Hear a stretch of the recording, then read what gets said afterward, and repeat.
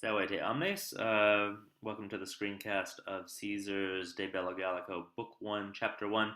The screencast is really just going to deal with the translation of the text of Chapter 1. If you're interested in looking at the geography and the setting, then I highly recommend the Dickinson College Commentaries site, which has excellent media that can help you get your head around what exactly Caesar is talking about when he says that this region of Gaul is situated in this area, looks toward the north, is bounded by this river, that river, etc. But here we're just going to focus on the text itself.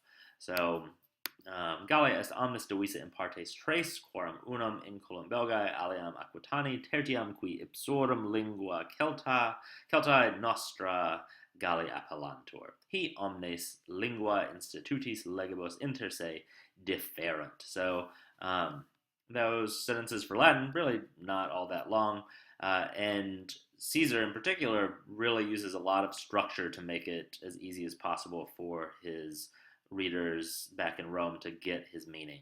So I have rearranged the text a little bit so that you can see something of the structure there. So Gallia est omnes divisa in partes tres. So omnis Gallia, so all of Gaul or Gaul as a whole.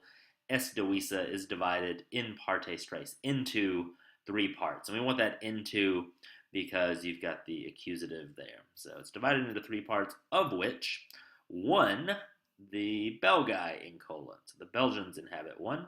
And as far as what to call these guys, you have the option of either just keeping the Latin name, calling them Belgae. If you know the anglicized version, we can call them Belgians, though it's a little anachronistic since modern people living in Belgium are, many of them perhaps derived from these guys, but they're not exactly the same people, so you might just call them Belgae. So of which one, the Belgae inhabit, another, the Aquitani, and the third, those who appellantur are called Celtae in their own language, Gauls in our language. And so you'll notice one thing there, you have to supply some of the words. Caesar tends to be pretty efficient and doesn't include, doesn't repeat the verb multiple times if it's just meant to be the same verb every time. Doesn't repeat a noun if it's, just an adjective is understood to go with the same noun each time. I have gone ahead and put some of that stuff back in. So Gaul altogether is divided into three parts, of which unum partem, one part, the Belgians inhabit, aliam partem, another part, the Aquitani, and then we understand incolant. He doesn't actually write incolant, but we understand that it's there. So the Aquitani inhabit another part, and a third, ae qui. So that qui didn't have an antecedent. You just understand something like an ae. So those who are called Celts in their own language, Gauls in ours, or in our language, that lingua has been left out there, inhabit the third part. So leaving that sort of stuff out, very common in Latin, and really, if you think about it, pretty common in English as well. You can get away with it without breaking a sweat, but it does have a name if you need a rhetorical device for it. We call it ellipsis, and you just glide over something. Let's see, he omnes, all of these guys, in their language, in their customs, in their laws, different inter se, differ amongst themselves. So they're not really one people at all. From a Roman perspective, you might think kind of those guys up in long-haired Gaul are just all a bunch of, one big group of barbarians, but not at all. They're tribes that have lots of rivalries amongst themselves and lots of differences in their language and customs and laws. Just a reminder that omission of any kind of connector between those things, we have a little list of three things. That's ascendaton, Gallos ab Aquitanis garumna flumen ab Belgis matrona et sequana dividit. And another example of Caesar refusing to repeat the verb when he doesn't need to. This dividit is really doing double duty. So the Garumna River, dividit Gallos, it divides the Gauls from the Aquitani. So that's the border between the Galli and the Aquitani. And the Matrona et Sequana rivers divide the Gauls from the Belgians. So he doesn't repeat Gauls, he doesn't repeat Doedet, he doesn't need to. It's clear enough what he's talking about there. Horum omnium fortissimi sunt Belgae. So of all of these, of the Aquitani, of the Celtae, of the Belgae, the Belgae sunt fortissimi. So the Belgians are the bravest. Why? Propteria quod, because this is a favorite of Caesar's. Not just quod, not propter, not just propteria, but propteria quod, literally on account of the fact that. It just means because. No need to over-translate, just because longissime absunt. They are very far away from the cultu atque humanitate provinciae, from the refinement and the sophistication of the province. And when he says the province, he's talking about the region of what's now southern France, sort of around Marseille, where Rome had for generations at this point had pretty well pacified the people, and it was well along in its process of Romanization. And with that brings trade. They're kind of plugged into the Mediterranean trade network. They get lots of luxury goods. But what does that do to them? It makes the rest of them weak, while the Belgians way up there in the hinterlands are the bravest. Minime quae ad eos mercatoris saepe comiant, aquae ea quae ad effeminandos animos pertinent important. And minime saepe, and not at all often, meaning very infrequently.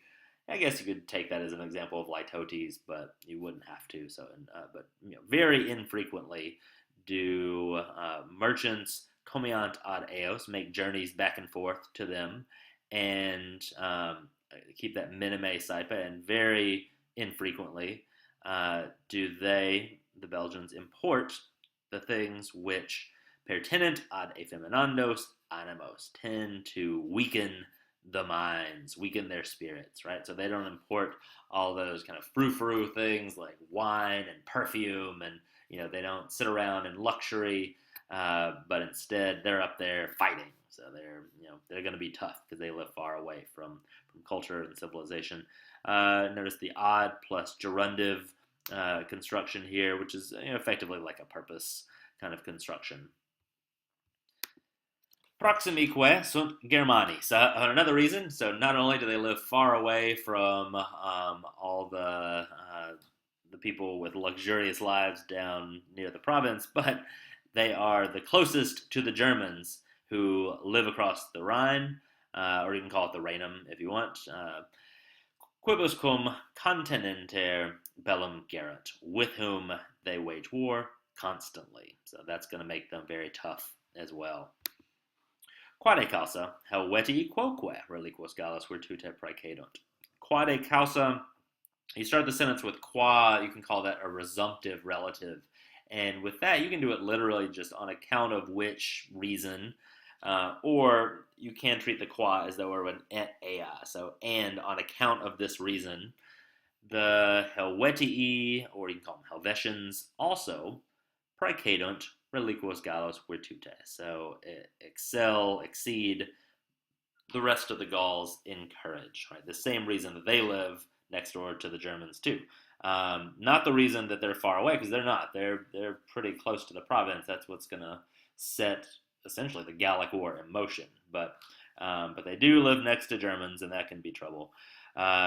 Because, quod, contendunt cum Germanis, they contend, they struggle, they fight with the Germans, fere quotidianis proelis, in nearly daily battles. That fere, not fero fere to carry, but the adverb fere, nearly, almost. So in nearly daily battles, they fight with the Germans. Cum, when out. So just a little AP tip there. Out is always either or.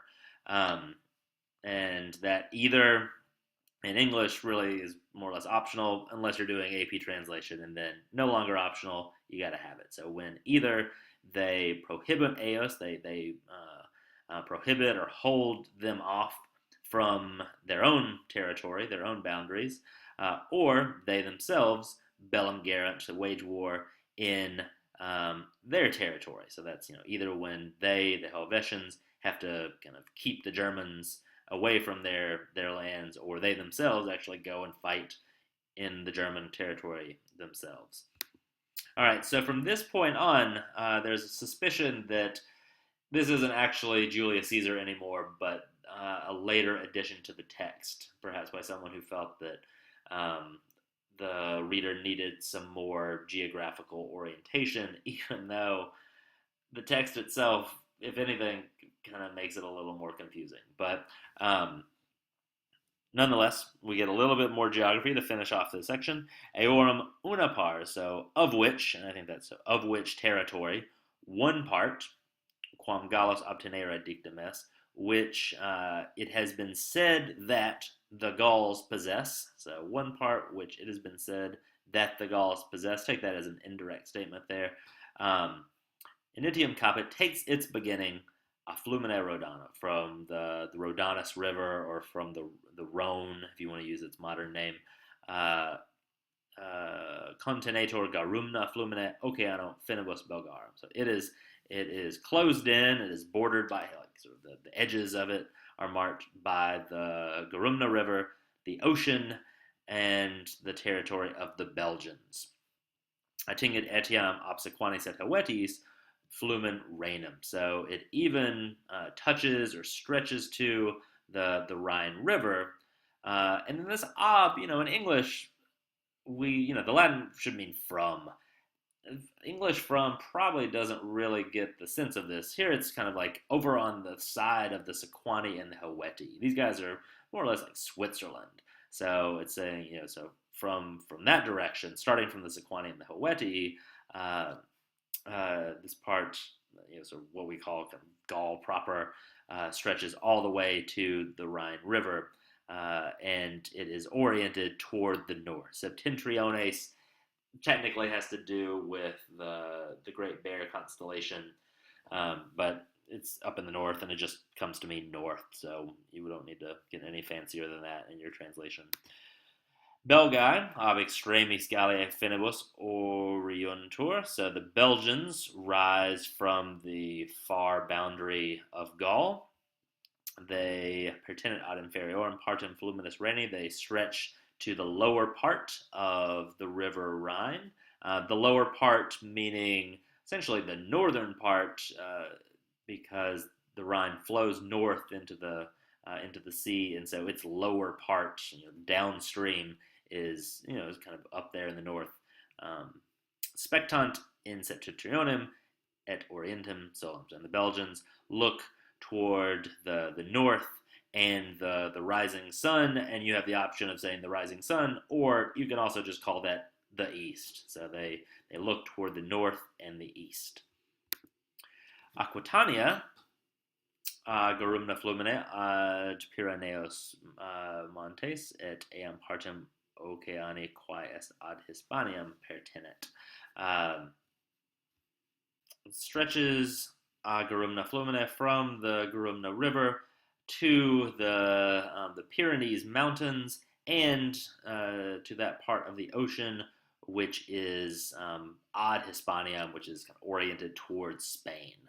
They look between the ocassum solis, the setting of the sun, you can also just call that west, and the north, right? So they look between the west and the north. So he lays out kind of where everyone is situated. Again, to get a better sense of this, I really recommend the Dickinson site, where you can watch a video with the text and actually sort of a Google map laid over with all the different rivers, with the different territories, and you'll get a much better understanding than just going through the text like this. But hopefully from this, you can put the grammar together, you understand how everything fits, and can render your own accurate translation.